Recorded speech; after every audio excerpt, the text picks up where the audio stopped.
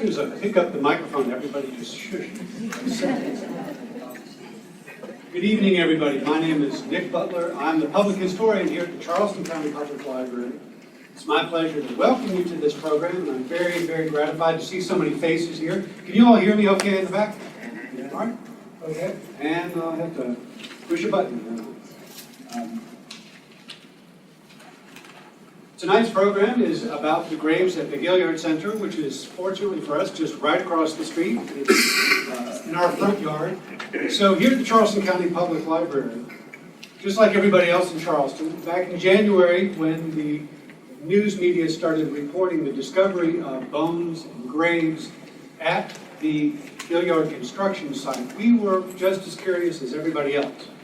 And Charleston being such a historic city, full of people who are dedicated to the study of our history, whether it's buildings or landscapes or people or places or mollusks or what have you. There's so many people studying Charleston history in so many different ways. We really think of ourselves as being a history watering hole here at the Charleston County Public Library. Just about everybody doing some kind of history, whether it's students or professionals or visitors, comes through our doors. And we get to meet a lot of interesting people. And one of the most interesting people I've met in the past several years and had a chance to work with on a few very exciting sites is Eric Poplin, the archaeologist who you read about in the newspaper and heard about on the evening news, who is digging up the bodies at the Gaillard Center, he and the crew from Brockington and Associates. And so I reached out to Eric and I said, we would love for you to come in and do a program to tell the public about what you found and give the public an opportunity to come in and ask questions. Those burning questions that they didn't get answered on, didn't hear those questions get answered on the evening news or in the newspaper. So Eric graciously agreed, and I think this is a mutually beneficial situation for all of us. Here at the library, we're very pleased to have VIPs like Eric come in, and for Eric and Brockington Associates, it's good publicity for the kind of work that they do, and it's good for the community in general. So I'm very, very gratified to have you here tonight. My biggest fear about tonight's program is that I'm going to talk too much, so I'm going to try to stick to my own schedule, my own little calendar. So here's tonight's outline. We're going to do a little welcome, which I've already done. Hi, I'm Nic Butler. Thank you so much for coming to the library. And before I forget, I'm going to try to say this several times. If you like tonight's program, then stick around. There are plenty of programs very similar to this that go on in the library. And there definitely will be more archaeology programs of different topics, different natures in the future. I'm going to talk a little bit, first of all, specifically about the town limits, the early town limits of Charlestown, what was considered inside the town and what is outside the town. Because the graves that were found across the street, if they were put in the ground, if they were interred about 300 years ago, that was well outside of the city limits, town limits, I should say. But most of us think of that as being right downtown today. So I want to clear that up. And then talk a little bit about the old burying place. You all remember the old burying place. The site across the street on the east side of Anson Street is not the old burying place. So we're going to talk about that site for a minute. And then we're going to talk about Anson, George Anson, for whom George Street is named, and Anson Street, and the whole neighborhood that we all know as Ansonboro. Well, what is Ansonboro? Why is it called Ansonboro? I'm not going to stand up here and give you a 2-hour lecture on the genesis of Ansonboro. I'm going to try to encapsulate it into just a couple of minutes to talk about the original dimensions, the original boundaries of Ansonboro, which are not quite the same as what you think of as Ansonboro today. And then finally, I'm going to talk about the Bowling Green Plantation, which became Ansonboro, George Anson's Bowling Green Plantation. And I've got some interesting plats to show you. And then I'm going to hand things over to Dr. Eric Poplin, and he's going to give us a first-hand account of the discovery and excavation of that grave site across the street. I'm going to give you an opportunity to ask some questions of me when I finish my program. So I'm going to talk for about 15 minutes, and I ask you to please save your questions to the end of my presentation, and then I'll introduce Eric, and I'll ask you again to save your questions until Eric has had a chance to go through all of his slides, and then we'll open up to questions, and I can bring the microphone to people in the audience. So without further ado, questions, the last thing on the outline. Without further ado, let's talk a little bit about the town boundaries, the early settlement of Charleston. What you're looking at on the screen is a circa 1672 design of laying out the town lots and streets of Charlestown. This was not a city, it's a town. It's Charlestown. So the town is comprised of just over 300 1/2 acre lots. And you can see the streets laid out. And it's not nearly as big as what we think of as Charleston today. And if you look at the extreme right side of the screen, that is the town limit, what we now call Bufane and Hazel Street. So from 1672, when this town was designed, up until the year 1769, the town limit, the northern limit, was what we call Bufane and Hazel Street today. Everything else was outside of the town, beyond Charlestown. It's the suburbs, it's the countryside. It's what they called the neck back then. So it's hard to think of like George Street today being on the neck, but that's what it was 300 years ago. So in early Charlestown, where were people buried? Well, I have a few answers. You're probably not going to like the answers because they're not that specific. First of all, people were buried in churchyards. There were a number of churches in early Charleston. St. Philip's Church. St. Michael's Church was established in 1751. It opened in 1761. The French Huguenot Church got started in the mid-1680s. The first Baptist church on Church Street was inaugurated in 1682. The Congregationalists who came down from New England and put up a meeting house on what we call Meeting Street today got established in the 1680s. So there are a number of churches. I've just named a few. They all had their own church burying grounds within their corporate limits. What about outside of churchyards? What about transients or sailors or even slaves? Did they get buried in these churchyards? Well, most of the time not. They got buried in private lots. So, if one of your family members died in early Charleston, there was no one to stop you from planting them in the backyard. Or, and you're not going to like this, in the streets. Why would somebody get buried in the streets? Well, they didn't mean to bury them in the streets. At least let's hope that they didn't mean to bury them in the streets. But in early Charleston, think about it, this is a frontier. When there were just a couple of hundred houses in town, all the streets were laid out on paper, but not necessarily on the ground. So people were buried in places that were not well marked, and then later discovered, oh, wait a minute, that's where a street's supposed to be. So in laying out the streets, in establishing the streets in early Charlestown, and then eventually in paving the streets, yes, bodies were found in the streets. That's something that was going on from the earliest days of Charlestown. And I've got another quote related to that in just a moment. And also, people were buried in what was called the Old Burial Place. Where is that? Well, nobody remembers. Well, very few people remember. But I'll show you exactly where that was. I'm sorry, you can't see the top of the screen there. I want to draw your attention to an act of the South Carolina legislature ratified on the 8th day of October, 1698. And here's what one of these acts looked like, with all the members of the General Assembly and the governors signing it and putting their wax seal next to it. And that's a photograph I took of the South Carolina Department of Archives and History. They passed an act on the 8th of October, 1698, called an Act for Settling a Watch in Charleston. We had really bad police coverage in early Charleston. We had a night watch, a volunteer night watch, and it didn't work out so well. But that's a subject for a future program.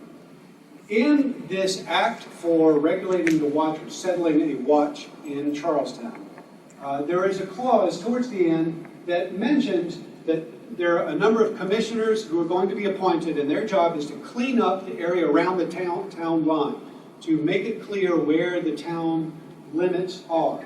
And it orders these commissioners to clear trees and all the brush near the town line, following, quote, a straight line drawn from the head of Major Daniels Creek, which we now call Market Street, to the head of the marsh going to the old burial place. So if you're reading through chronologically in all these surviving South Carolina records, in 1698, there's no description of where the old burial place is. But it's significant here that as early as 1698, that burial place is considered old. The town has only been established for less than 30 years, and it's the old burying ground. So, you know, that puts things in perspective. How old are old things? Well, that's pretty old.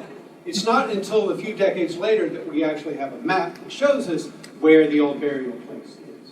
And by the way, if you're curious, this quote comes from the Statutes at Large of South Carolina, Volume 7, which you will find in the South Carolina room upstairs. Everything that I'm showing you here, the resources that I found in our library's collection, and I encourage you, if you're interested in any kind of South Carolina history, this is such a great place to get started and do research. So moving on to 6th of June, 1724, and this royal-looking person that you see here is our governor, Francis Nicholson, who was an old man at this time. He had been governor of Newfoundland, New Jersey, of Virginia, and almost was governor of Massachusetts. And he's been around a long time. In his twilight years of his age, he was appointed governor of South Carolina. And he was here. He was a very forceful guy, and he liked to tell the legislature what to do, and they liked to refuse to do anything he said. Turbulent time in the 1720s. So, on the opening day of a legislative session in June of 1724, he makes a number of recommendations to the General Assembly. And he says, quote, "I can't but most cordially and earnestly recommend to you." Don't you want your governor to talk like that either? Not going to happen. "I can't but most cordially and earnestly recommend to you that some place be appointed for the burial of Negroes, because I observe that now they are promiscuously buried in lots, and some in the streets." See, I told you they were being buried. Promiscuously buried. That's a great term. "And also I recommend that the bounds of the old burying place be ascertained." Well, again, he's talking about the old burying place. Would you please tell us where it is? It's not until a few years later that we have a surviving plat. And actually, he recommends a plat. He says, go ask Colonel Stephen Bull to show you his plat of the old burying ground. And that plat survives, and we have reproductions of it upstairs. And this is from the Journal of the South Carolina Commons House of Assembly from 1724, which we have upstairs, a copy of it at least. But it's not really until 1739 that we have a good map of Charleston. So what you're looking at is the iconography of Charleston. Iconography is just Latin for map. Published in London by 1739. This was a survey done in Charleston by the Surveyor General of South Carolina, sent back to London to be published. And you see the peninsula, the Cooper River is at the extreme bottom of the screen. At the extreme left is the Ashley River. And you can see where the red line is. That's the town line. That's Bufane and Hazel Street today. And if you look a little bit south of that, where the circle is, that's the old burying ground. Oh, that's what you mean, way back there. Where is that today? Let me zoom in on that. The old burying ground is clearly marked on this map.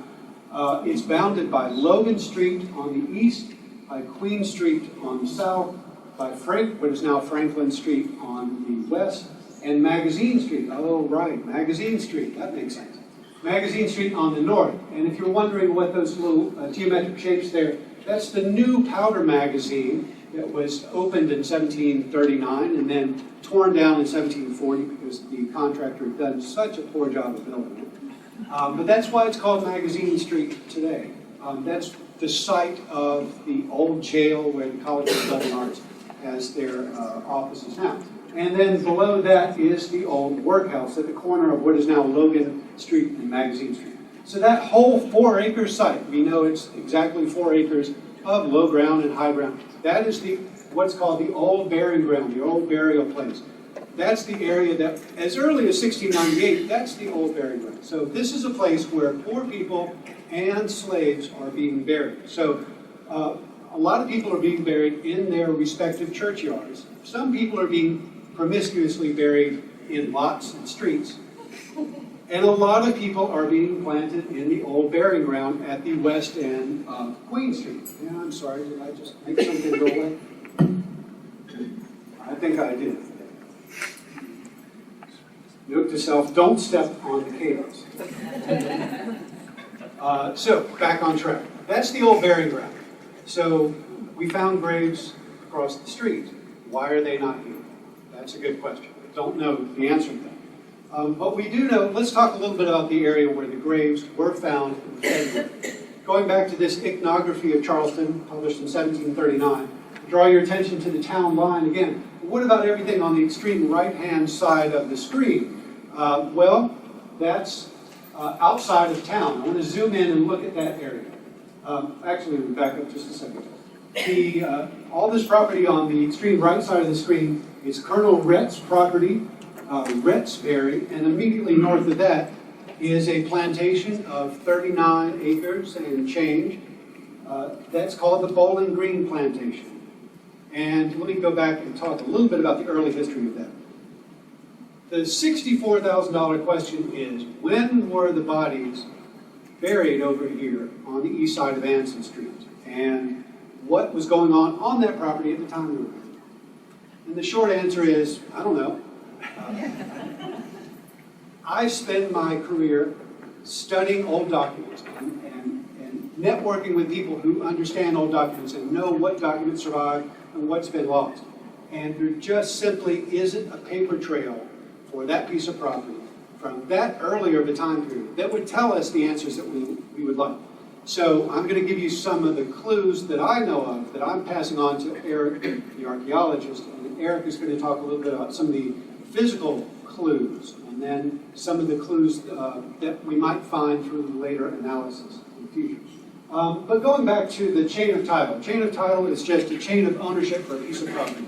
So the piece of property across the street on the east side of Anson Street, where the graves were found, was originally part of a large grant to Isaac Mazik. Isaac Mazik, from a prosperous, very, very prosperous French Huguenot family who came into South Carolina very early in the 1680s and stuck around for quite a long time.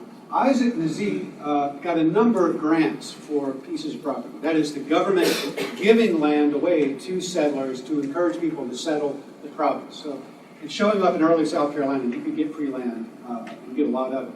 So Isaac Mazik received a grant for 90 acres on the peninsula in 1696, and then less than a decade later, he got a further grant for 71 acres, and that's in the neighborhood that we're talking about.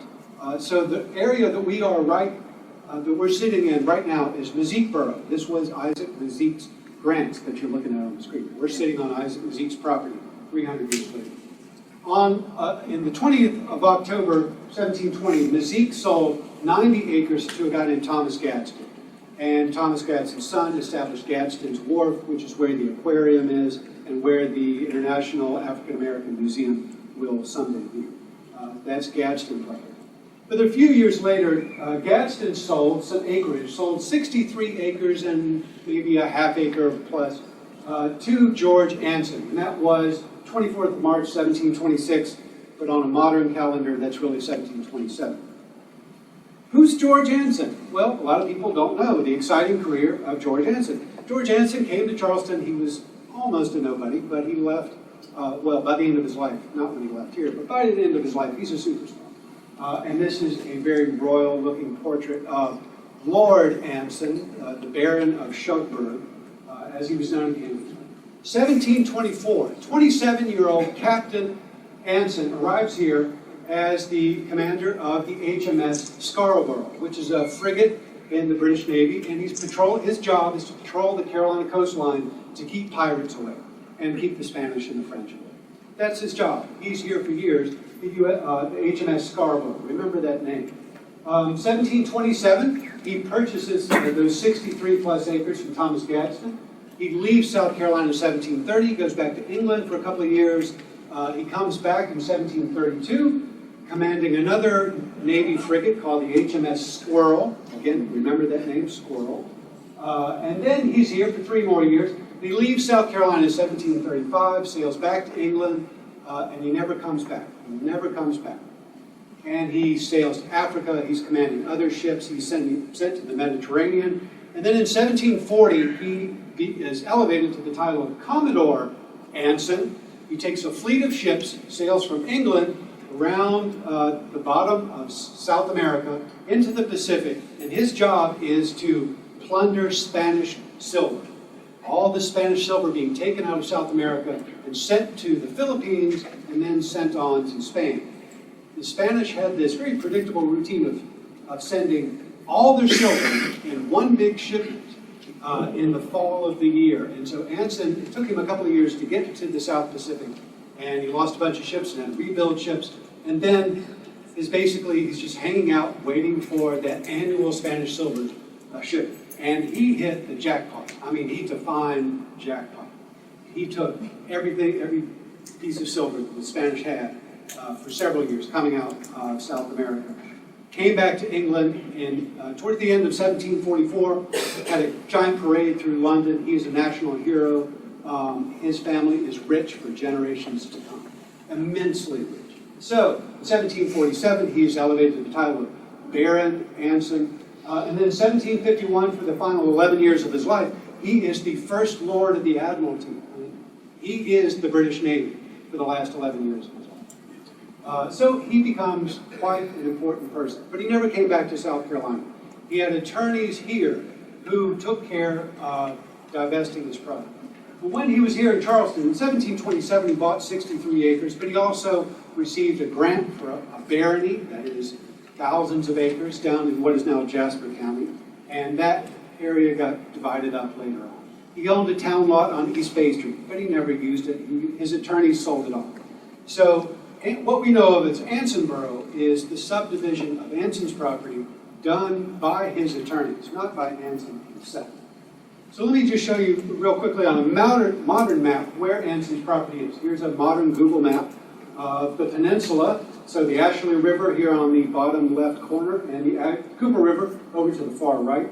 So the yellow line there is the town line from the beginning of this town, 1672, when they laid out the town, to 1769. 1769, they moved the town boundary up a couple blocks to what we now call Boundary Street, or excuse me, Calhoun Street we call it today. It was Boundary Street in 1769, and that was the town limit until 1850. And right in between those areas is where Anson's property was. That green polygon you're looking at there, that is Anson's 63 acres and a bit. So right there, bordered by, it's on the, every bit of it's on the east side of King Street.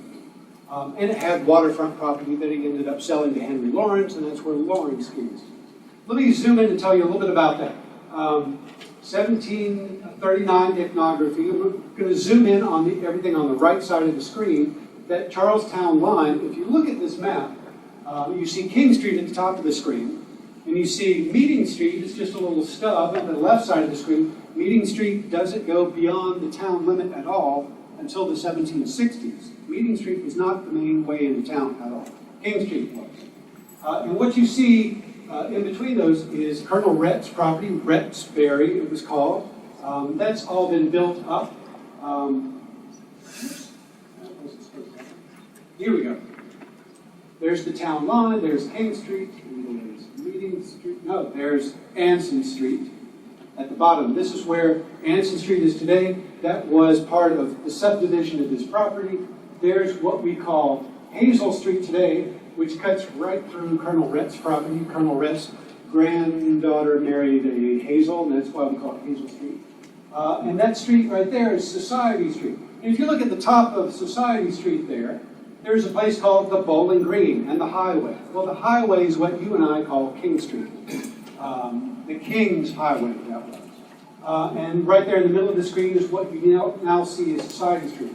The Bowling Green house was the main plantation house of the Bowling Green Plantation, which was just over 39 acres in what we call urban Charleston. Bowling Green Plantation was the hangout in the 1720s and 1730s. Charleston didn't have its first newspaper until 1732. Here's an advertisement in the South Carolina Gazette from 1735. This is to give notice that on the first Tuesday in February next, we'll be run for at the Bowling Green House, a handsome saddle and bridle, 20 pounds value, by any 4 horses, mares, geldings, so on and so forth. Horse racing, the earliest evidence of horse racing in South Carolina, right here on George Anson's land, the Bowling Green House. The Bowling Green was 39 odd acres. Most of it is cleared. The earliest horse racing is going on this site. They're doing 1 mile heats. So is it a circular track? Probably so. The earliest evidence of golf. I don't know if you saw the latest issue of Lynx magazine. Latest issue of Lynx magazine has an article that mentions me and the Scotsman. We've discovered that the earliest evidence of golf in South Carolina, 1739, probably played on George Anson's land. 1745, the Bowling Green house is being sold off with all of the house, gardens, and outbuildings on 4 acres of land being sold off by a gentleman named Benjamin Whittaker. Benjamin Whittaker, Chief Justice of South Carolina, also George Anson's attorney here in Charleston. So George Anson sailed away in 1740 to go steal Spanish silver. Nobody had heard from him for over 4 years. So Benjamin Whittaker hired a surveyor here in Charleston to start subdividing Anson's land. Before Anson had returned and became a celebrity, Whittaker said, well, I think he's lost in the Pacific and never coming back, so I'm going to go ahead and start selling off Mr. Anson's property. This is the original plan of the subdivision of George Anson's Bowling Green Plantation. It was divided into 25 lots, and it was sold starting in 1745. The sale took some years, but let me show you exactly where this is. I know it's a little hard to see, it's a faded plat. So I'm going to turn it on its side and put in some streets. At the top of the screen, there's King Street. And then, of course, there is George Street, named for George Anson, and then Anson Street, of course, named for George Anson. And then remember the ships he came in on? There's Squirrel Street, which you and I call Meeting Street today. This one doesn't connect to Meeting House Street, but it later did. And then, remember that other ship? That's Scarborough Street. So Anson Street goes all the way up to George, and then it bends and becomes Scarborough Street. Today, we call that whole range Anson Street, but technically it's Scarborough Street. And also, let's see, another one I wanted to mention right here, subdividing right there, that's Centurion Street. Remember the HMS Centurion, 60-gun ship that he went to the South Pacific in? So all of these were named for Anson and his maritime adventures. And if you zoom in, let me zoom in right here at the bend of Anson and Scarborough Street. An interesting fact, this is the area right here where the graves were found. But that's not the property being sold in the 1740s, because that's Anson's farm. It says the farm. That was their house there? Was that where Anson resided when he was in town? We have no record of that. So just to point out again where we are, there's George Street, there's Anson Street, and Anson Street becomes Scarborough Street there. And where's Calhoun Street? It's way over there on the right side of the screen. That's Calhoun Street, which is literally in the middle of a creek. So if you're wondering, it rains real hard and it floods outside where the creek bed. So nobody in their right mind would build right there in the middle of the creek bed. Oh, wait a minute. Who did? We did.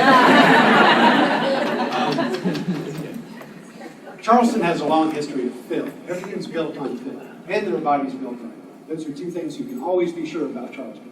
Everything's built on fill and there are bodies. So that's Anson's farm. And it turns out that Anson's farm, that particular piece, that's 3 1/4 acres, was the last piece of Anson's property to be sold in South Carolina. Is that because everybody knew there were bodies on it? No, probably not. It was probably reserved as a green space.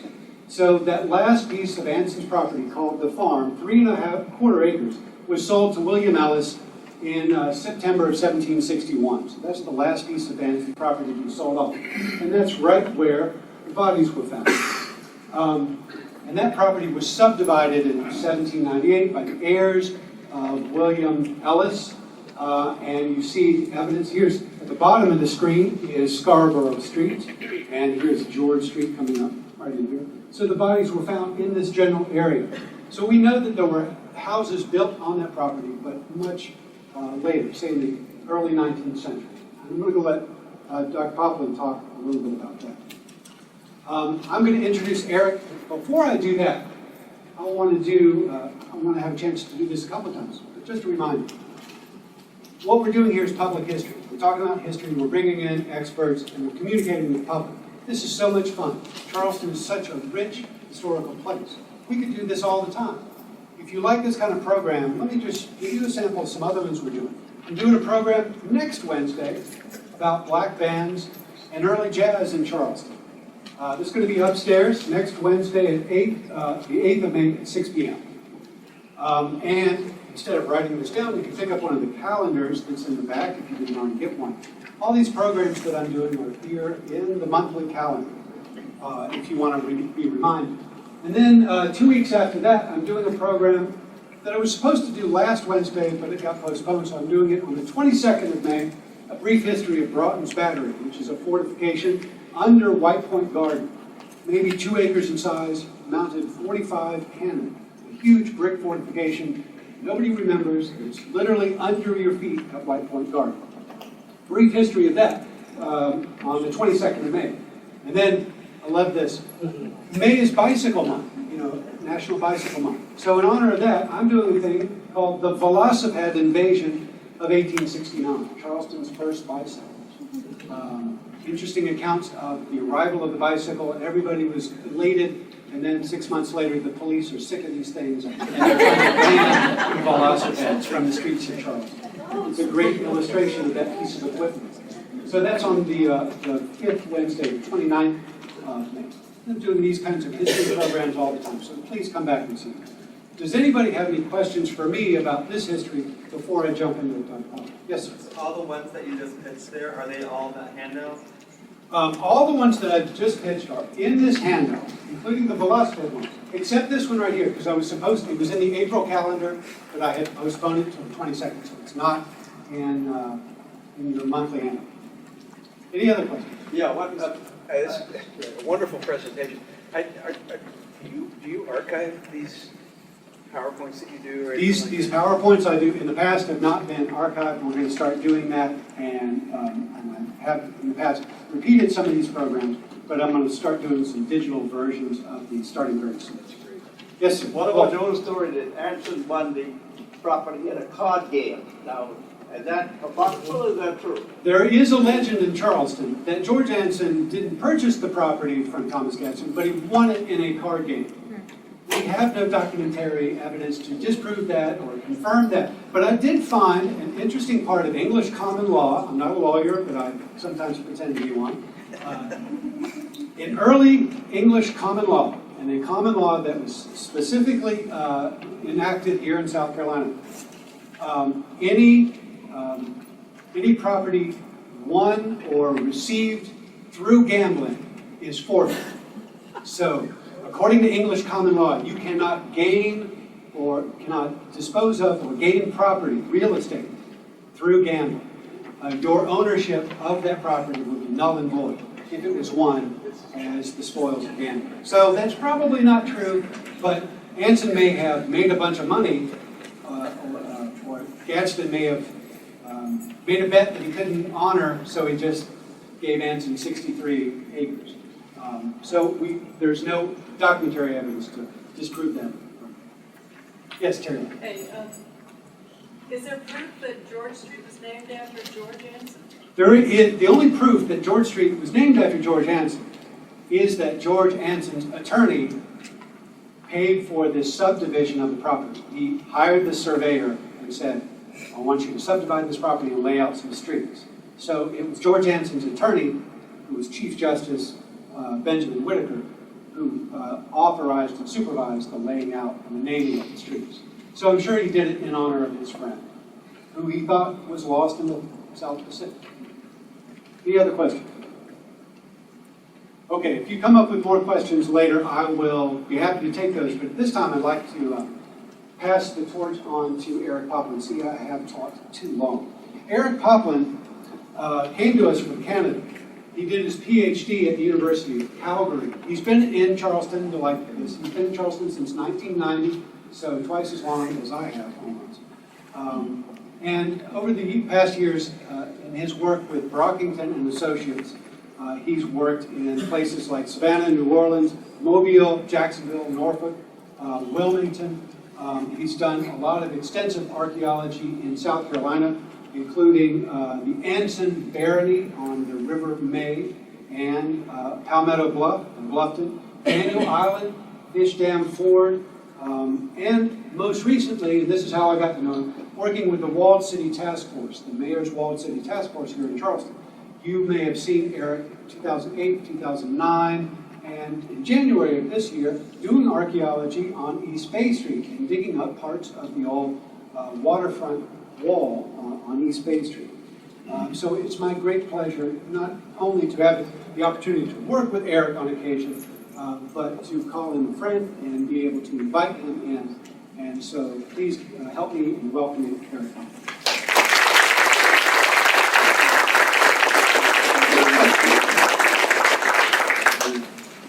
All right.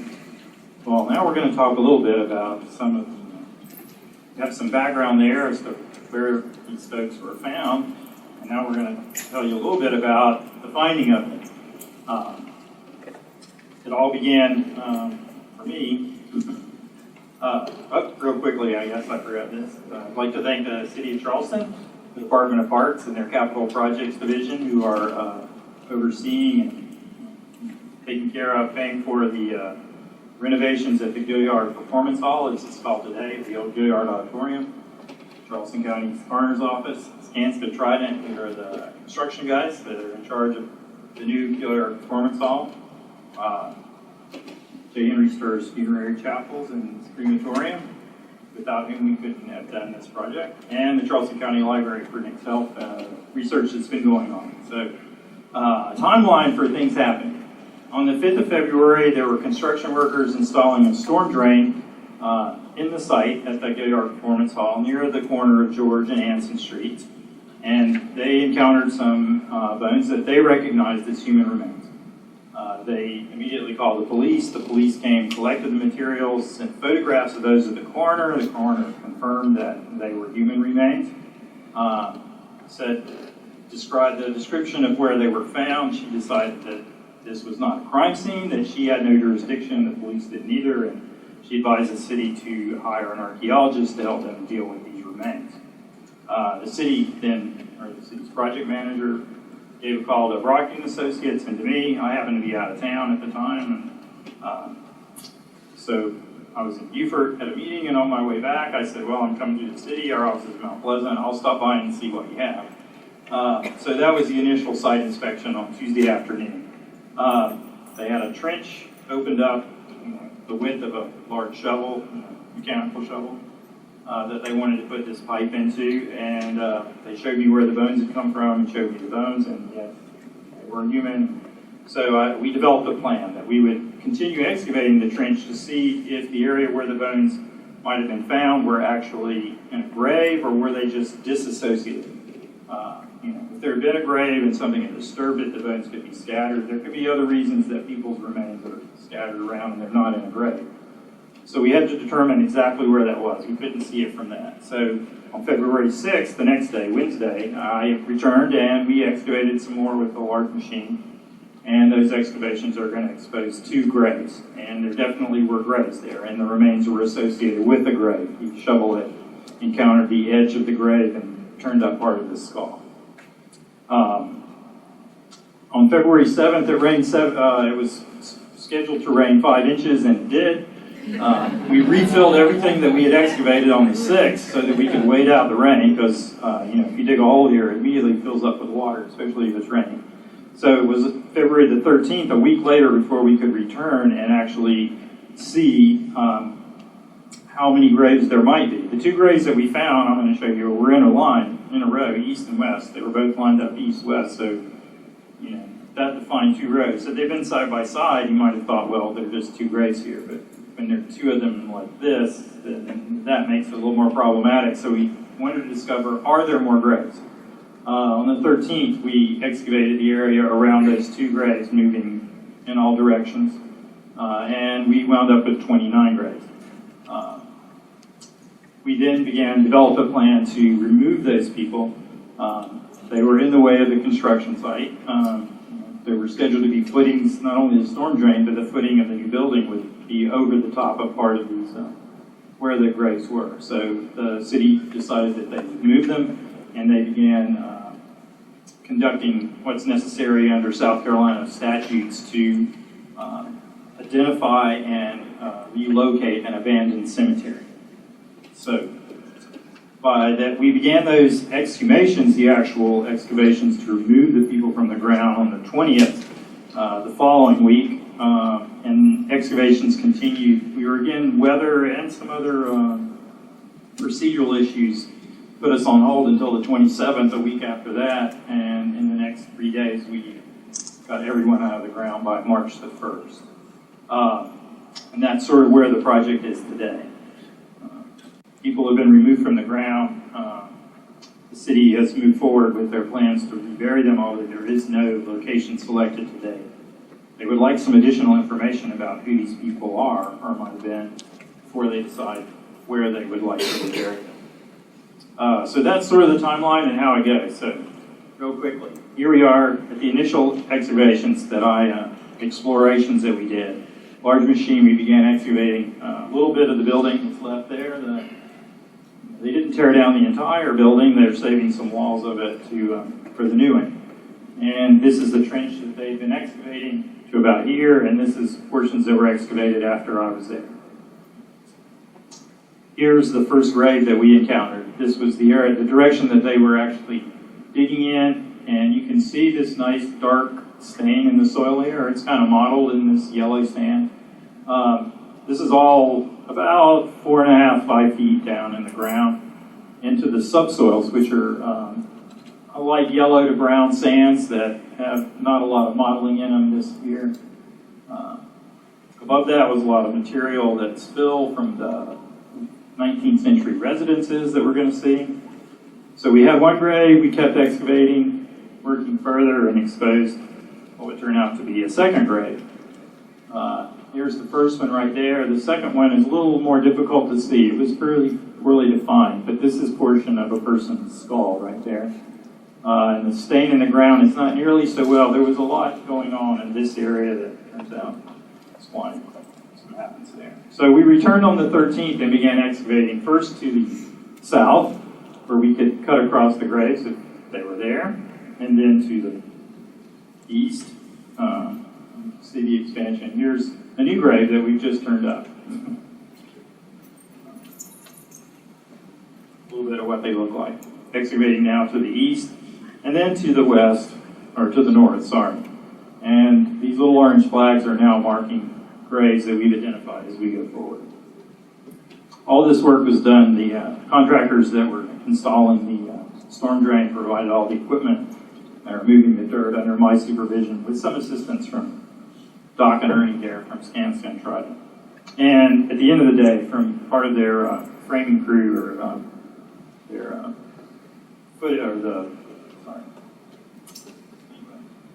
guys who are actually setting the forms to pour concrete and do all that. As we finished up about 5 p.m. on that Thursday. And at that point, we had identified 27 graves and 2 possible graves, which by the time I prepared a map, by the following Monday, I had determined that those also were graves. So there were 29 graves exposed in our excavation at this time. And the whole space is about 60 feet by about 40 feet across, I guess. 60 feet this way by 40 feet this way. And we saw things while we were there. Along this edge, we didn't excavate any farther. There was the foundation of a large house that was no longer there. Plus, they had already set piles for the building, and there were utility lines that we would have to dig through, which is all dangerous. And the building was going to stop right there, so there was no more excavation planned beyond that edge. Again, this is going toward Anson Street, or formerly Scarborough Street, and there were utilities and things there. The pipe trench had been excavated from the street in, and they had not encountered graves until the point where they saw the bones. So we were pretty sure there wasn't anything there. And as we went this way, there was another house foundation. And about 20 feet beyond that, they'd actually excavated to the same depth we were and to set the forms and footings for part of the building. And there were no graves there. To the east, we would find out later on that there was actually a large wall there. So on the 18th of February, I prepared this map, and this shows 29 graves that we identified here. Several of them were extending into the wall. And so eventually we would wind up with a few more. So we developed a plan to take them out. But the early graves, we had 27 graves, 2 possible graves. They were arranged in 2 to 3 rows. and fairly regularly spaced. They've been disturbed by a lot of things that went on after they were put there. They have to be disturbed by things that come after them. You can't disturb them before they're there, can you? So, during the 18th, 19th centuries, the 20th century, and the 21st century, including our own excavations, we disturbed some of them ourselves. We also, between the initial exploration and our expanded exploration here, we conducted very limited archival research. My historian had about 2 days to run down some information. And the chain of title that Nic presented, the 1690s, we were first there. When William Ellis received the property in 1761, he built a house at the foot of George Street, it's described soon thereafter. It was a 3-story house. And then by 1818, all the lots along Anson Street, Scarborough Streets have been created, and there are houses being built. There probably are built on every one of them. So it's an entire residential neighborhood by the early 1800s. So now we begin to actually moving the people out of the ground. And this was done by archaeologists of Brockington Associates, a firm that I work for. I was the crew leader, the field director, and also with our licensed funeral director, Bob Parks from Stirr. Under South Carolina law, to open graves, you have to have a licensed funeral director present, and they oversee the relocation and reburials of folks as that goes forward. And here we are getting started. So, a few shots of excavations ongoing. My folks who work tirelessly to do this. By the 28th of February, I said we wound up with some other graves. We actually had 37 graves total.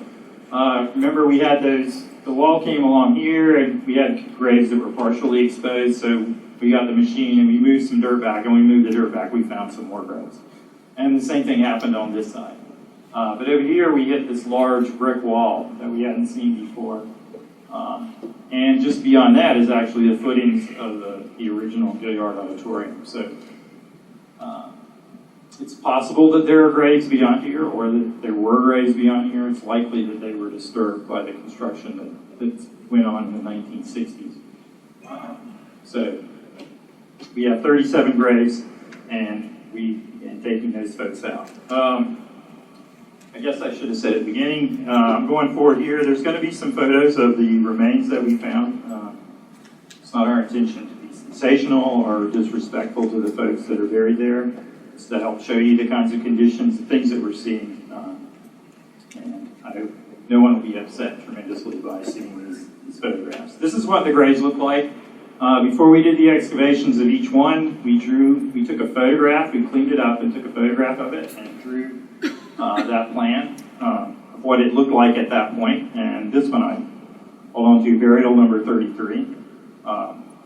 Then we began removing the fill from all around them. Usually we excavate a window to one side or the other so that you can sort of attack it from the side.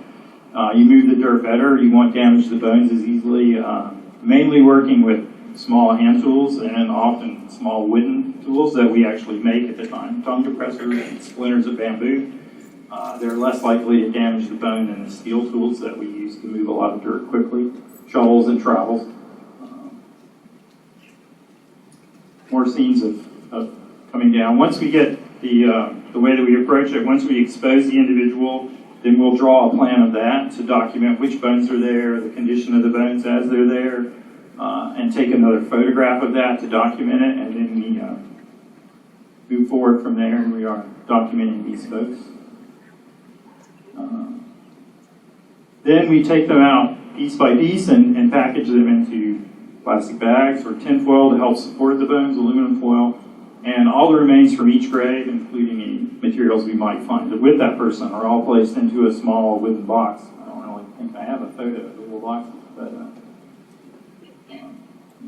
they're little wooden coffins that will be their home now and where they will rest as they go forward and are reburied. One of the people that we found was buried in a coffin, and it's the only evidence that we found of a coffin. You see this dark stain right here. This is what happens when wood rots and it changes the chemistry of the soil. And also there are nails here and here, which help to define it as a coffin.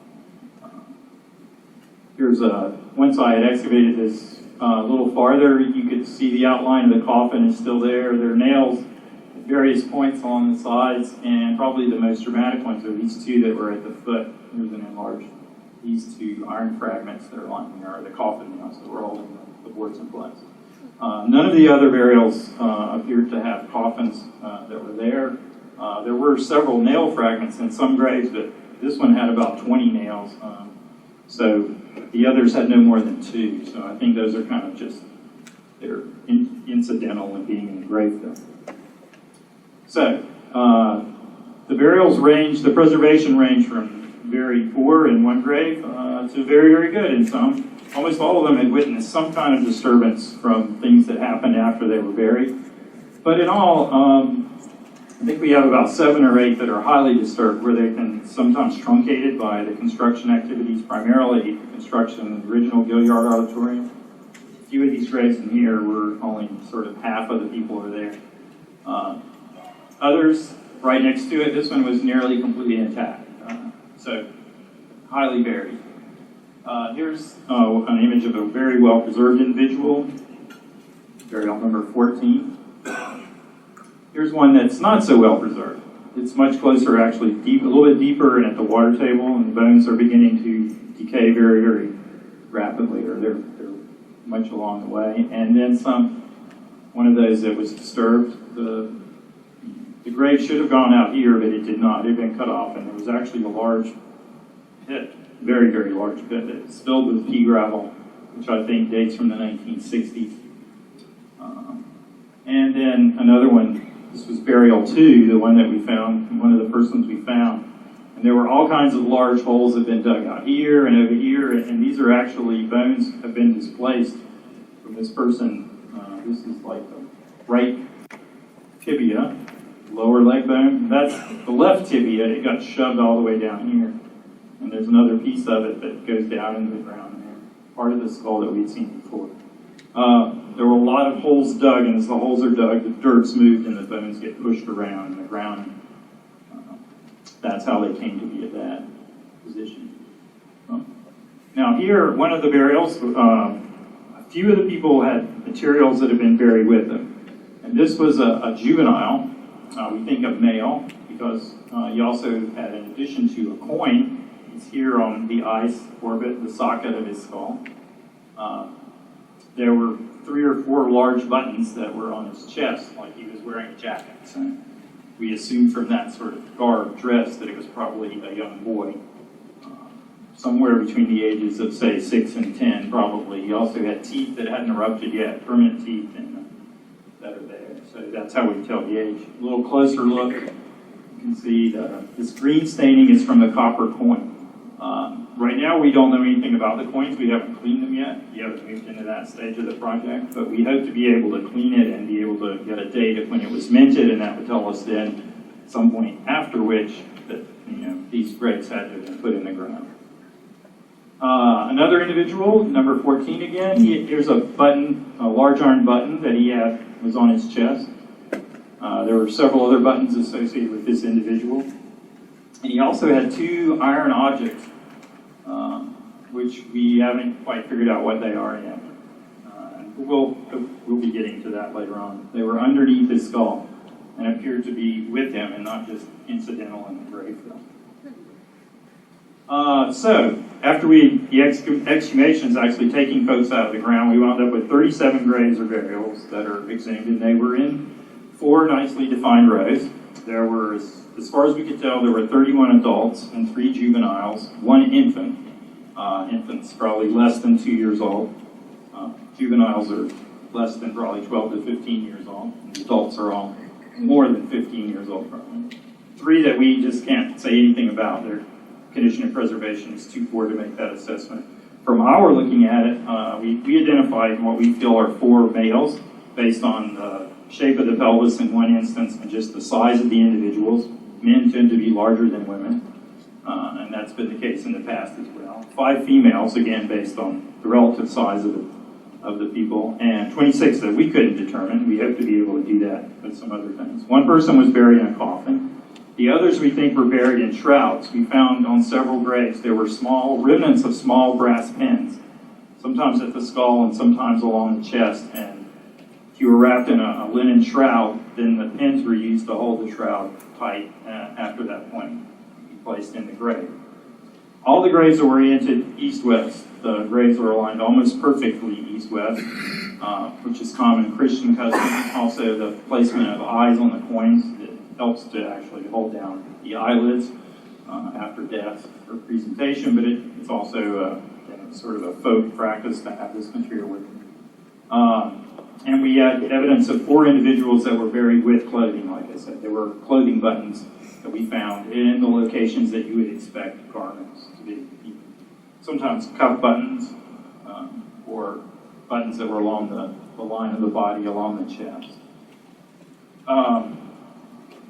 Here's a map, our map again, showing where these are, and I've tried to show you a little bit about the age of people. Let's see. Here was, the infant was here. These are the 3 juveniles were along here. The ones that were the fellow in the coffin, or person in the coffin, here on this wall. The males, it's not showing up really well. There's one here as a male, a female there, males. Anyway, and here we go. So, we have them out of the ground. They were all in their coffins now and were residing in a secure location. But the big question is, who were these people and when were they buried there? And so there's a lot of additional analysis that we need to do that we hope we'll be able to answer these questions. And we're awaiting daily the signature of the mayor on our contract to move forward with those analyses. So it's all set up for just waiting for that to happen. So the things that we can do, we can look at the artifacts that we were found with the burials, the buttons, the coins especially. There were a few other artifacts that were found in the graves. We're not sure if they're directly associated with the people or not. There are some places where there were holes that had been excavated, like a post was set in the ground that went into the grave, not all the way to the person. And so there are artifacts in those, and from those we can date when the hole was dug, which will tell us that the grave had to be there before that. Right? So look at all of those things. We'll do a lot more historical research. Nick has already delved into it on his own, the interest that he has in Anson and some other things. And our historian, once we're once again under contract to the city, we'll begin looking at as many records as we can, looking at family records to see if there's references. Right now, we don't have anything that says this was ever a burying ground and had ever been used as a cemetery. Obviously, it was. So, is there a record somewhere? Can we find it? We'll be looking for that. And then we intend to look at the remains themselves. By studying bones, by looking at the human bones, the physical anthropologist or forensic anthropologist can determine a lot better than we're not practiced at that. We know how to dig them up, but we don't study them daily or do all these things routinely. You can measure the bones in different ways, the lengths of the long bones, the skulls, the way that things are formed, and you can determine both age, gender, and racial affinities to a certain degree of the individuals that were there. So by studying these things, and the teeth are another good indicators of different kinds of both all three are the age and racial affinities. We'll be able to describe a little bit more about who these people were. And we'll get a profile of them as a group. So it would be very interesting to know that. And if, as I'm going to run through the historic stuff pretty quickly here again that Nick had and sort of argue how we've come to why we think they're of a certain age. If they are as old as we think they are, from the early 18th century, the early 1700s, it's the earliest population that anyone's looked at, the only time that we've looked at people from that time period. And the bones will also have remnants of, or when you have certain diseases, conditions, all of those things leave marks on the bones of the body, and we may be able to determine those kinds of things from examining the remains. And Dr. Suzanne Abel, who is a forensic anthropologist, consulting to the Charleston County coroner, is going to be doing those analyses. Again, once everyone gets under contract and we move forward. So, we're hoping to get that underway any day. So those are the kinds of things that we want to do, and we hope to be doing soon, and those will hopefully give us the answers to these two big questions up here. Or maybe it'll open up a whole other can of worms and a whole lot of new questions that we'll come back with. Anyway, real quickly, chain of title again. Mazik acquires the property in the 1690s, and Gadsden buys it from Mazik in 1720. Anson buys that from Gadsden in 1726-27. And then William Ellis buys this 3 1/4 acres that front on Anson Street, to the east side of Anson Street, Scarborough Street, in 1761. He builds a house there. Ellis heirs subdivide and property and sell lots. By the 1790s and 1818, there's probably houses all the way along there. Those houses and the folks lived there until 1967, when the city of Charleston decided they would build the Gaillard Auditorium. And they acquired all the property along Anson Street, back across Wall Street, which is the street that the Gadsden's laid out. And based on that information, just generally, we've decided that the burials probably date from the 1690s to 1750. And my reasoning for 1750 is really, if Ellis built a house there, we're going to afford him some sensibility. It's not always the same. People in the 18th century didn't think about cemeteries and burials the same way that we do today. But we're going to say that he wouldn't have built his house on top of the cemetery if he knew the graves were there. That's an assumption I'm making. And so I'm giving them about 10 or 12 years for these graves to sort of turn back into the ground, and they weren't readily recognizable at the time that he built his house. So for that to happen, I'm thinking 12 to 15 years. So sometime by 1750, these people had to be put in the ground for Ellis to come and build a house there and not know that they were there. That might be a bad assumption on my part. He may not have cared and saw the graves and just built this house on top of it. So, anyway, and the 1690s, we have to give people long enough time to come over here. They move over in the 1680s. In 1680s, the town moves from Albemarle Point to Oyster Point. So we need a few years for people to be on the peninsula and generate a volume of people dying that they need somewhere to bury folks. So,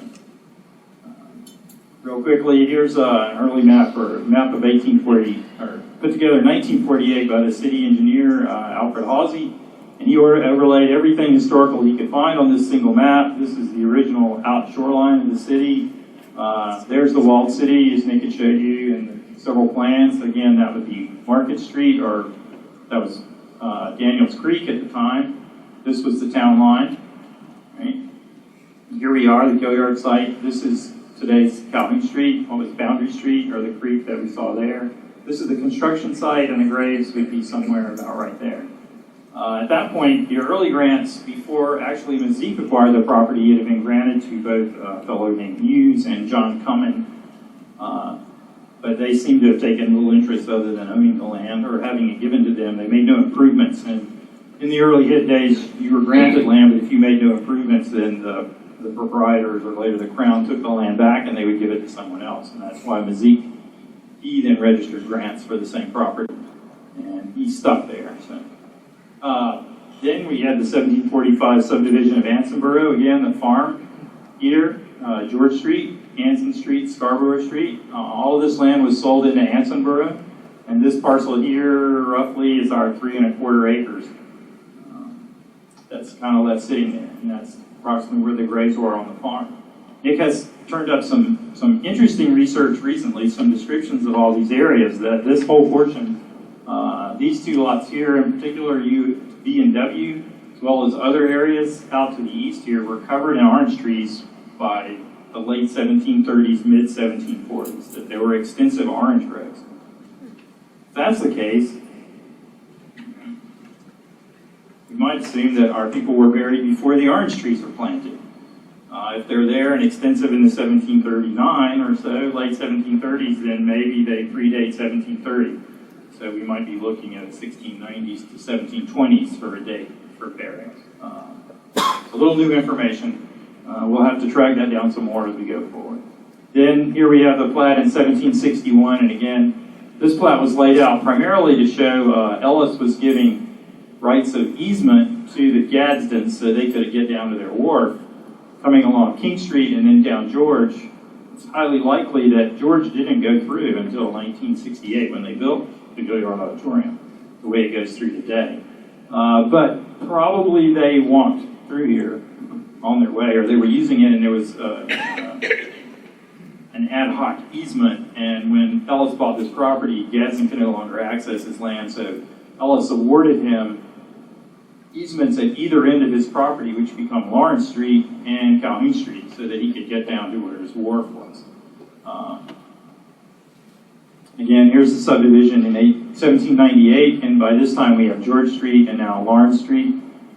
It's been laid out, correct? And the graves are in this area right in here. Dowdy, who had married Ellis's daughter, has a house on this lot right here, and this plat was drawn up for him. Actually, this subdivision, his sister-in-law owned these lots here, and then his wife owned these two lots as well.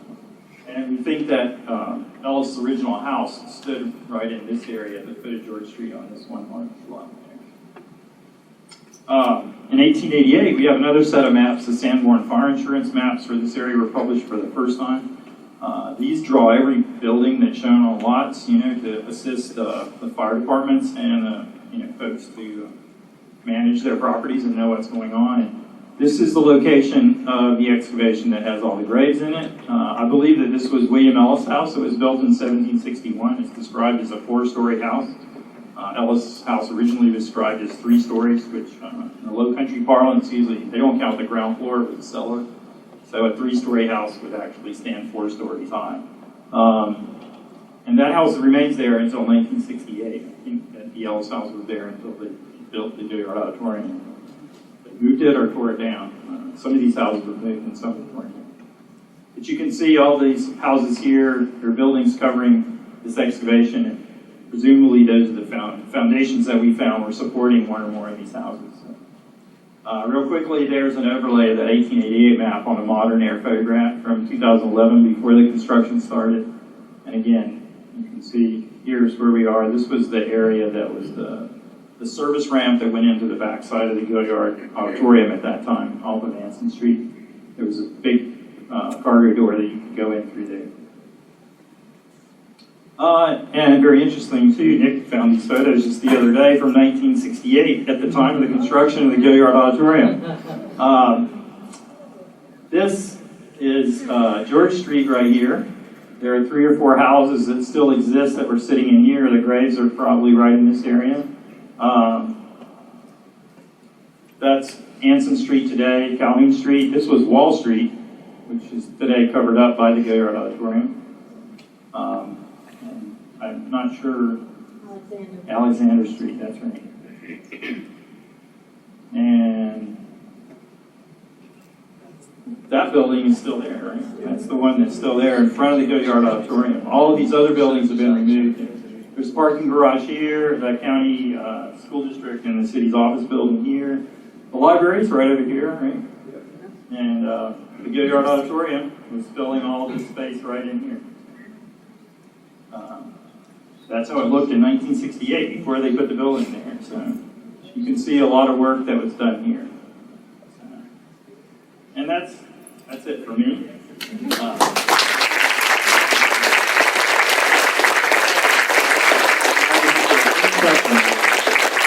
We can, from what we know at this point.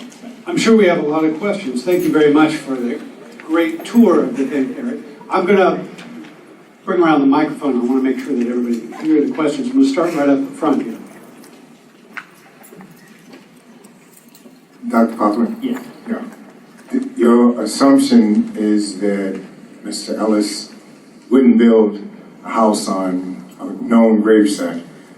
In the era where Mr. Ellis was building, African people, if these turn out to be African people, were considered property. In the same way that his livestock was considered property. Right. So he would not be burying on human beings, he would be burying on livestock. That's a good point, very clear. To inform your assumption. Yeah, that's true. Yeah. Another, would DNA help to determine the origins of these remains? There are some analyses that you can do. DNA, primarily, you'd have to have someone's DNA today to compare them to make a connection between them and someone today. Now, there are some things that can be done. There are certain analyses that are done with DNAs that will identify. You'll get better racial affinities. There are also various trace elements that people have. Strontium is one of them. It's a radioactive isotope that gets stored in your body. And usually it comes into your body very early, and it reflects wherever you were raised, or where you were born and spent your childhood. Even if you move away, the strontium that you have in your body is unique to the place that you were born and raised. And some work that's been done on St. Catherine's Island by archaeologists, they were actually looking at pigs, but they could differentiate between pigs that were brought from Spain and the pigs that were feral pigs that were born in North America, because the strontium is derived from the bedrock of where you are, and it's fairly unique in their characteristics that you can tell. There are certain things that would help to tell if their people were African. There should be certain characteristics. There are some analyses that could be done to move that forward. And one other thing. You said that the orientation of the remains were east to west. Yes. And you said that was a typical Christian Yes. Burial procedure. East to west is also how Africans buried their deceased. Right. Yes. There are burial traditions are. There are other cultures that bury people the same way. Folks were laid out. Their heads are to the west as well. Their feet to the east, which is pretty common. So that's our assumption where they're going. Yes. I'm sorry. Where are the remains now? They're still in a secure location that the city has. And since you're under contract with the city, you may not be at liberty to divulge that. Right. They would. Well, they will come to me, actually, to our office, and we will keep them during the analysis phase. And I'm not sure until all the analyses are done, then they will be moved.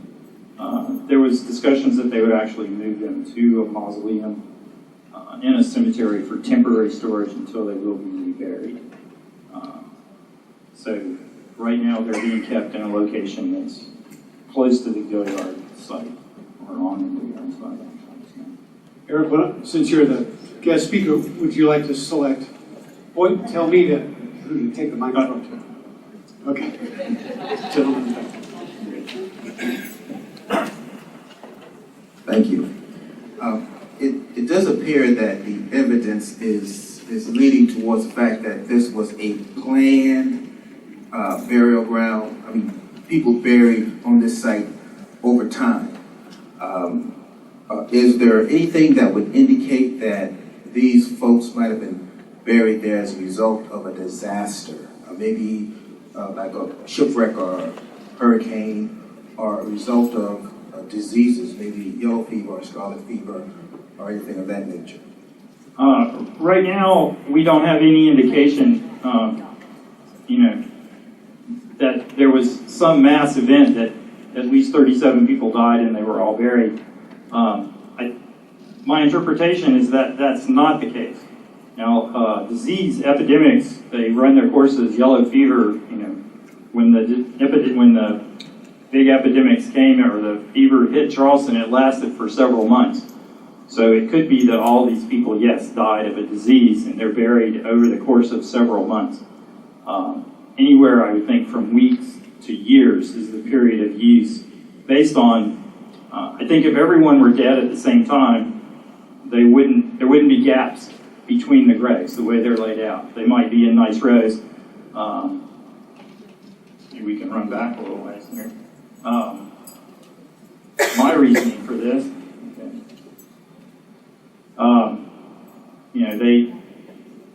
the way that they're organized into 4 rows, but there is they're fairly regular. That means, it was planned, and that when someone was put in the ground, the people who were already, people burying them knew where the graves were that were already there.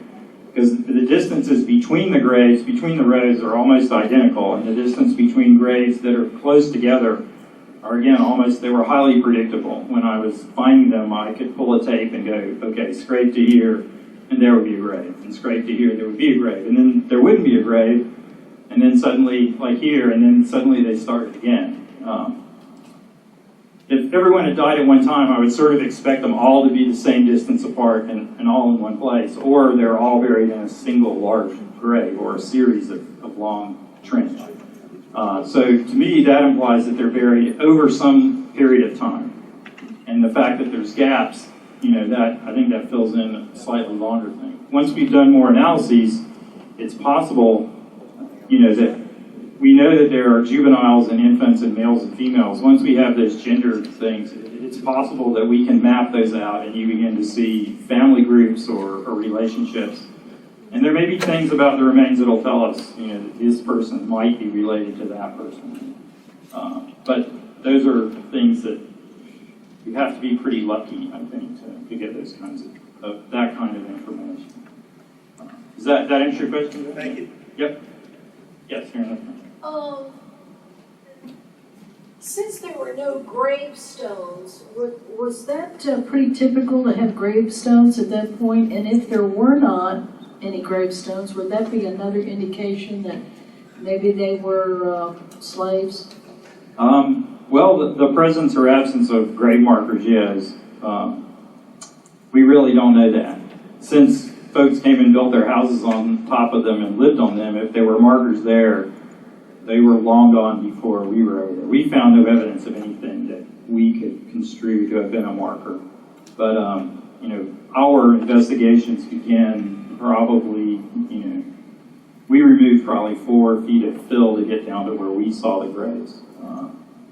And so there was at least 1.5 feet of debris associated with the 18th and 19th century residential occupations that cover the area that you would go through to get to where we are. I wouldn't expect to see them. If there had been wooden markers, they might have rotted away. I think the presence or it could be strongly, if there are no markers, that it could be that they were African American slaves. That's one, our hypotheses. Who were these people? It's possible. We feel like there's some, if they're associated with the land, then they probably most definitely are slaves or servants of one of the early landowners, Mazik or Gadsden. We're sort of on the back edge of their property, away from the wharves where things go on. That would be somewhere that people would be buried who were tied to the land. The other option that is that we're seeing people who died in the city and they had nowhere to be buried in the city, and they're being brought out. And if you come out of the city and cross the creek, that's Market Creek and another little slew of marsh that's there. This is like the first high ground that you come to on King Street if you're headed out that way and you make a right turn. This is like a little hill just north of the city lines. So it's possible that people would have been brought out and buried there. We need to do the analyses and things to find out that we can tie down better. Can we get racial affinities? Can we push forward to figure out who these people are and why they're here? Okay, let me ask you one other question. If there's indication that they were wrapped in shrouds, why would there be sort of like a box sort of format that you were, that you had uncovered? The grave itself? Yeah. Well, it's pretty, I think that if you're going to dig a hole in the ground, so it indicates it's just the hole itself. The hole itself, yeah. The rectangular shapes of the graves are the hole that was dug, and that's a pretty common pattern. Even the folks that are buried in coffins that are hexagonal or octagonal in shape, they dig rectangular holes to put them in. It's the way the shovel works. And so the dirt itself would come up as sort of different? Yes. Once, if you take the dirt that they were digging into, the subsoils have been in place for a few thousand years, and they're all the same color. If you dig a hole down, below the topsoils, you'll see these yellow sands, and there's a little bit of variability in them, but not a whole lot. And once you dig down to that, you've also dug all of the topsoil away. Then you put it all back in the hole, and it all gets mixed up, so it gets mottled. Then you have a person in there who's decomposing, and there's a lot of organic material, which causes the soils to become darker.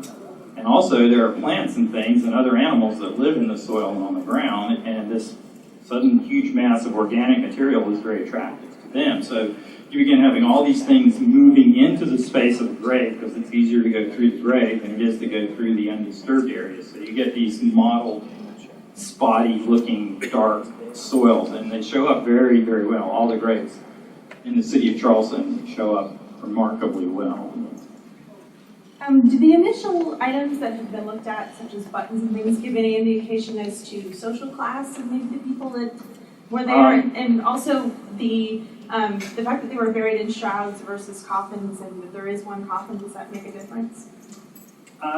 It's hard to say at this point. It could be that the age, the time of burial is as much of anything. I think coffins, we tend to think that they're probably more expensive, that people buried in a coffin might have been able to afford to do that, and people who were buried in the shrouds were not. Later on in the 19th century, the cemeteries that we worked in much more extensively, and those have been excavated a great deal more in Charleston. Almost everyone is in a coffin, and that seems to be, it could be that it's as much a practice that that's the way it's done. So everyone will be buried in a coffin, whether in the paupers fields that are on the western side of the peninsula, everyone had a coffin. And those coffins are being made on site, and people were put into them and buried. They're custom made almost already there. Just as an anecdote to follow up on that, South Carolina established its first poorhouse in 1736, first official poorhouse in 1736. So if you were poor, you could live there, but you had to work. And they, from 1736 to the end of the poorhouse in the early 20th century, you worked building coffins for other poor people. So these are poor people buried without coffins. Another piece of evidence to hint that it's probably before 1736 when the poorhouse started. All right. Another question. Yeah. The foundations that you saw while you were digging, can you tell me what they were made of? Most of the ones they were all made of brick, brick and mortar. The Charleston Gravery? Yes. The brickwork. Did you see any tabby in the graves at all? No, I didn't see any tabby, no large pieces of it like you might see if there had been a tabby building that was close by. I mean, there are fragments of mortar that have a lot of shell in them, etc. Most of the material, the artifacts that are just scattered in there as well, would sort of reflect 1780s, 90s at the earliest forward into the 20th century. There's not a lot of material sort of pre-Revolutionary War. That's kind of the heyday of tabby too, is in the 18th century, although people were still doing things with it later, but a lot more is built earlier than later. One other thing I wanted to mention that we were talking about shrouds a while ago. There were people buried in South Carolina in shrouds as late as the 1920s. Due to the fact that the body would desecrate so quickly and the smell would be so bad that the family had to do something. If they didn't have the economic means to buy a box for them, they were simply wrapped in a sheet and dumped in the grave. Over here, I think you had a question for a while. Yeah, does the preponderance of adult graves compared to juvenile tell you that this was a certain population? You would expect in those populations for there to be more child graves. Or does it point to a particular event? I'm going to defer that answer. I don't know. That's one of the things I think we'd like to see and compare to, the population profiles or death records. You start looking at different times. In general, you assume that there are more, children died younger. Children died more frequently in the past than they do today. It's diseases and accidents that there's a higher ratio of children to adults. But I think we'll have to look at that and compare it to some other cemeteries. There are things like that. I think we have to I don't know that it doesn't detract from nor support, either one at this point. I don't know having that many adults. It would be good to just sort of characterizes what the population was, and that also might help us determine, again, who these people are, and how, what part of the population of the city of Charlestown do they represent at that time. So. Got time for a couple more questions. This is a question for you both, really, I think. Thank you for your presentation. Given the nature of land ownership and proprietorship at the time and the nature of what civic life might have been like in Charlestown at that time, what would be the sort of the vector of interest between the owners of the land and whoever was making decisions about potter's fields and things like that? Wow. Yeah, that's a pretty good question. Well, Eric, I think this is something Eric and I were just talking about on Monday. If I understand it correctly, how much did the landowners know about this going on their property? That's one aspect of it, for sure. One aspect of it. So, Eric mentioned Isaac Mazik, Thomas Gadsden were the proprietors of this land before 1720. And they took some interest in it, but we have no documentary evidence that they built anything. These are men who owned so much property. They had houses elsewhere. They had plantations elsewhere. Did they do anything with this property? We don't know. Did they know about people, perhaps encroaching on their land, or did they use that to bury their own servants? We don't have any documentary evidence. Right, and I think that's, Anson's really an absentee landlord for the most part too. And, people could have used his land, because he's not here. It's a convenient place. But we seem to pushing him farther and farther back and predate its ownership. Yes. All of that. So, but we'll have to see. We'll see how that goes. Hopefully we can get something out of that. Thank you. Sure. Okay. Charlie, you have a question? So it sounds like there were very few personal effects found. I didn't hear any mention of any jewelry and no personal effects other than the buttons and the coins you mentioned. Were there any other things that turned up? Well, there were the 2 iron implements with the one fellow. I think one of them might be a tool handle, a utensil handle, but we need to clean it and see what it is.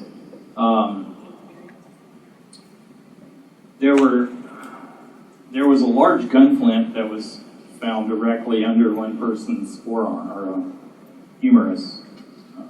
It's one of the largest gunflints I've seen. I don't know if that has any direct association to the person or not. There were very few artifacts in the grave fill. A few pieces of ceramic, all dating from the first quarter, probably, of the 18th century, or things that were made during the 17th century into the 18th century. Nothing that would post-date probably 1730 or 40. But there's single pieces of ceramic that are in the grave fill, and then an occasional nail. So there are very few items. We saw no jewelry. They were fairly sparse. Most of the burials that we've excavated, and I'll say, they were mid-19th century, and there's usually a lot of clothing buttons, underclothing, small, glass or porcelain buttons that are usually the most common things that we've been seeing. Most of the cemeteries we've excavated well have been paupers' fields or potter's fields, where poorer people were buried. They have less material. People aren't burying things with them, although there are a few great goods that sometimes show up, pieces that are right there. Well, in the interest of time, I'm afraid we're going to have to draw things to a close for 3 reasons. One, it's getting late, and I want to give you time to leave the building in a comfortable fashion. Number 2, I don't want to rush you out. Number 2, I don't want you to feel rushed, I should say. And number 2, I want to give you a chance to come up and meet Eric Poplin and ask him any questions that I may have cut you off. And number 3, I want to ask you the following question. Now, Eric was just saying he's waiting for the mayor's signature on a contract to do further analysis of the remains themselves and to do further historical analysis of the site and the context and to come up with better answers. And we are certainly, the mayor's going to sign that any day now, and the work will begin. Here's my question. Would you like Dr. Eric Poplin to come back and do this again?